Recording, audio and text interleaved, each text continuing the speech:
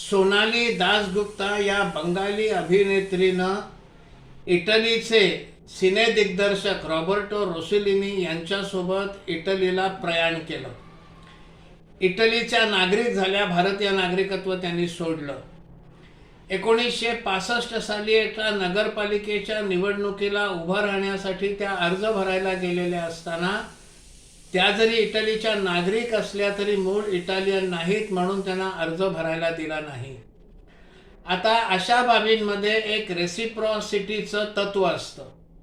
रेसिप्रॉसिटीचं तत्व असं सांगतं की भारतातनं इटालीत गेलेल्या इटालियन नागरिकाला जेवढे अधिकार तिथे प्राप्त होतात तेवढेच अधिकार इटलीतून भारतात येऊन स्थायिक होऊन झालेल्या नागरिकाला तेवढेच अधिकार प्राप्त झाले पाहिजेत असं रेसिप्रॉसिटीचं तत्व सांगतं.